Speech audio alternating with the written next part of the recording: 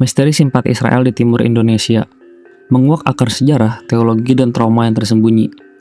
Assalamualaikum warahmatullahi wabarakatuh, sahabat satu pesan yang dimuliakan Allah. Semoga kita semua selalu dalam keadaan sehat walafiat. Sahabat satu pesan, pernahkah terlintas di benak kalian sebuah pertanyaan yang mengusik? Mengapa di tengah gempuran isu global, simpati terhadap Israel justru begitu kuat berakar di timur Indonesia? Sebuah fenomena yang menyimpan lapisan-lapisan sejarah, teologi, dan trauma masa lalu yang jarang terungkap. Jika kita memandang peta religius Indonesia, akan terlihat perbedaan mencolok antara Barat dan Timur, Sumatera, Jawa, dan sebagian besar Kalimantan mayoritas Muslim. Namun di Nusa Tenggara Timur, sebagian Maluku, dan sebagian besar wilayah Papua, populasi Kristen justru mendominasi. Yang lebih menarik, di wilayah timur inilah fenomena simpati terhadap Israel begitu kentara. Simpati ini bukan muncul begitu saja, ia memiliki sejarah panjang dan berakar kuat pada misi kolonial, teologi, dan trauma masa lalu yang sangat mendalam. Sejarah masuknya agama Kristen ke wilayah timur Indonesia dimulai pada abad ke-16 oleh Portugis yang membawa agama Katolik, lalu dilanjutkan Belanda dengan Protestan.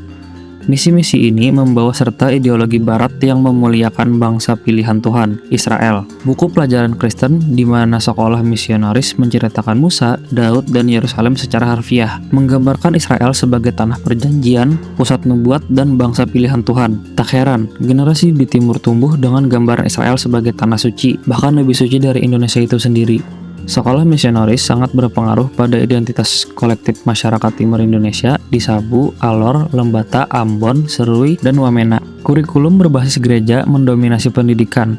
Anak-anak belajar lagu pujian tentang Israel dan Yerusalem sebagai lambang keselamatan. Perjanjian Lama menekankan perjuangan Israel melawan musuh. Seringkali Filistin digambarkan menyerupai Arab atau Muslim.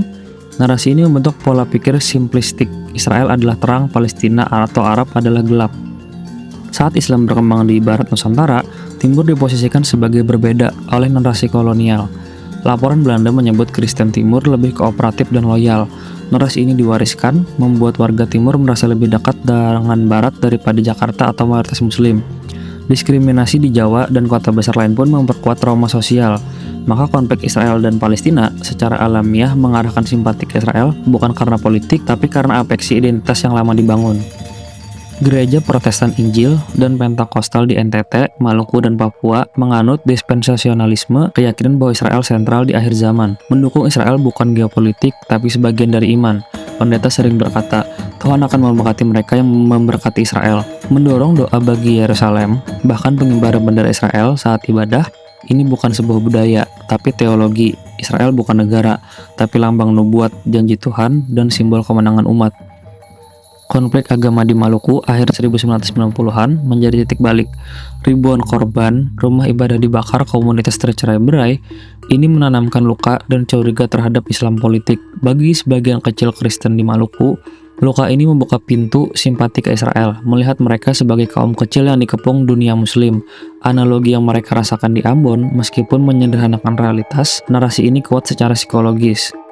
Media lokal dan internasional yang dikonsumsi memperkuat narasi pro-Israel. Tayangan Yerusalem Deadline atau film akhir zaman gereja Amerika yang menampilkan Israel sebagai benteng kebenaran. Perasaan minoritas nasional, tapi mayoritas lokal membuat orang timur merasa tak terikat dengan Palestina. Kenapa kami harus bela Palestina yang tak peduli sama kami? Dulu Palestina pun dukung Indonesia Barat, bukan kami. Narasi ini diperkuat dengan minimnya peran organisasi muslim besar seperti NU ataupun Muhammadiyah merangkul Kristen Timur. Simpati ke Israel adalah reaksi atas perasaan tersisih, meski mereka sadar tragedi di Gaza. Generasi muda Timur yang kuliah di kota besar atau aktif media sosial mulai berpikir kritis, mempertanyakan narasi gereja pro-Israel dan menyuarakan solidaritas Palestina sebagai keadilan universal. Namun, tak sedikit yang pro-Israel karena terpapar konten Kristen Zionis luar negeri. Ini membuat fenomena pro-Israel di Timur kompleks, perpaduan warisan kolonial pendidikan, trauma sosial, dan teologi gereja. Simpati ini juga didorong prestasi terhadap Jakarta, keinginan kedaulatan lokal, serta jaringan internasional dari Amerika Serikat dan Israel. Akhir Orde Baru hingga Reformasi, banyak LSM keagamaan sosial luar negeri aktif di Timur, membawa bantuan seperti air bersih, rumah ibadah, beasiswa, dan pelatihan.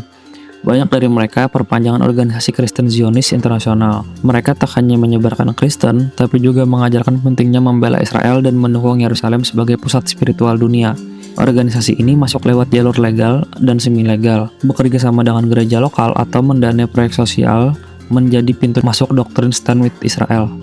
Situasi Papua lebih kompleks. Keinginan merdeka puluhan tahun dalam narasi separatis, Israel muncul sebagai simbol kekuatan asing pembebasan dari dominasi Jakarta. Aktivis pro kemerdekaan Papua sempat berharap bantuan Israel. Meski tak ada dukungan resmi dari Tel Aviv, harapan ini hidup karena ketidaksukaan pada dominasi Muslim Jawa dan persepsi bahwa Israel atau Amerika Serikat bisa jadi sponsor mereka. Bendera Israel sering muncul di demonstrasi separatis, bukan karena kedekatan ideologi, tapi perhitungan strategis. Musuh dari musuhku ialah temanku. Israel diposisikan sebagai negara kecil yang kuat, tahan banting tak tunduk tekanan dunia Muslim, simbol yang dicontoh oleh kelompok tertindas. Kehadiran militer tinggi di timur, khususnya Papua, ironisnya memperkuat narasi Kristen sebagai korban sistem mayoritas Muslim. Simpatik Israel jadi pelarian psikologis. Yahudi seperti mereka dikepung musuh tapi kuat, berdiri dan didukung global. Teologi ini diperkuat pemimpin rohani, seperti Israel dikejar bangsa kafir. Begitu kita dikejar sistem dunia, ini identitas perlawanan dibungkus khotbah. Diskusi komunitas sering bertanya, kenapa Palestina dibela mati-matian padahal mereka tak pernah bela kita? Atau apa gunanya dukung Palestina kalau mereka dukung separatis Muslim di Ambon? Narasi ini hidup karena kurangnya interaksi Kristen Timur dengan dunia Islam internasional. Ditambah berita Palestina sering disajikan media Islam yang tak dikonsumsi. Sebaliknya, media Kristen internasional dengan konten kebaikan Israel dan kejahatan dunia Islam jadi konsumsi rutin. Ini menciptakan empati timpang, Israel keluarga rohani, Palestina bangsa jauh dan tak relevan. Hasil ekosistem informasi tertutup, tak seimbang, dan bias ideologis. Sebagian masyarakat timur menjadikan dukungan Israel sebagai protes terhadap pusat. Jakarta lambang kekuasaan, penindasan ekonomi, eksploitasi Israel dalam khotbah ataupun diskusi formal, simbol bangsa kecil berani melawan dunia.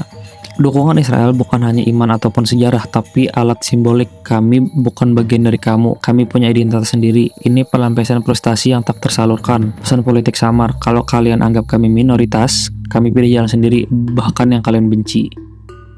Mengapa banyak masyarakat timur menyukai ataupun mendukung Israel? Jawabannya ada pada apa yang mereka tonton, dengar, dan konsumsi. Dunia dibentuk politik, agama, dan media, terutama media berbasis agama di NTT, Maluku, dan Papua. Media Kristen global lebih menjangkau dibanding nasional. Dari sinilah narasi pro-Israel lahir, tumbuh, dan dianggap bagian iman tak tergoyahkan. Gereja karismatik atau Injil di timur sering menayangkan konten luar negeri. Mayoritas tontonan adalah khotbah pendeta Amerika yang membela Israel mati-matian, menyebut Israel pusat rohani, tempat Tuhan kembali, Yahudi anak sulung Allah. Mendukung Israel bukan hanya benar, tapi wajib. Konten yang dikonsumsi oleh dewasa hingga anak-anak, menempatkan Israel sebagai tempat ajaib penuh mukjizat tanah perjanjian Tuhan. Lagu pujian minggu tak netral, banyak bertema Israel. Ini internalisasi emosi, dinyanyikan bertahun-tahun, mereka terikat spiritual dengan Israel. Beberapa gereja di Maluku ataupun Papua buka ibadah dengan tiupan shofar, simbol menorah, bintang Daud, bahkan bendera Israel. Ini ritual mingguan, semakin dalam simbol merasuk, semakin sulit membedakan iman dan ideologi politik. Narasi bertahun-tahun lewat ibadah, film, lagu, buku membentuk identitas kolektif. Kami bukan bagian dunia Arab ataupun Islam. Kami tak punya hubungan spiritual dengan Palestina, Israel saudara seiman kami. Identitas ini hasil puluhan tahun penguatan simbolik dan narasi sepihak. Terkait iman, sulit dibantah mengkritik Israel dianggap menentang Tuhan. Serangan terhadap iman bukan negara. Simpati pro-Israel jadi bagian identitas rohani. Namun tidak semua gereja atau umat Kristen di timur mendukung Israel. Katolik dan Protestan mainstream lebih netral atau mengutuk kejahatan di Israel Gaza.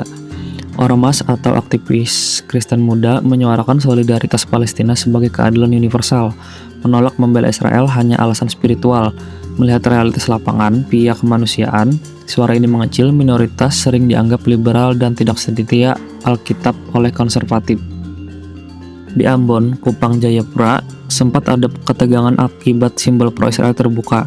Bagi Muslim lokal, ini luka atau amarah, apalagi saat Muslim aksi solidaritas Palestina. Ketegangan bukan beda agama, tapi penggunaan simbol politik di ruang ibadah yang bisa dihindari. Karena pro-Israel dianggap iman, banyak tak sadar ini picu konflik horizontal. Pemerintah pusat kurang peduli, pendidikan nasional tak bahas konflik Palestina-Israel berimbang. TV nasional jarang sentuh narasi pro-Israel di timur.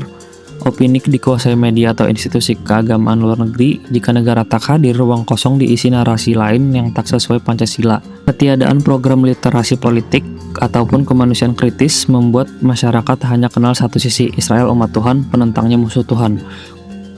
Kesimpulannya, mayoritas Kristen di Timur tidak sadar memilih dukung Israel.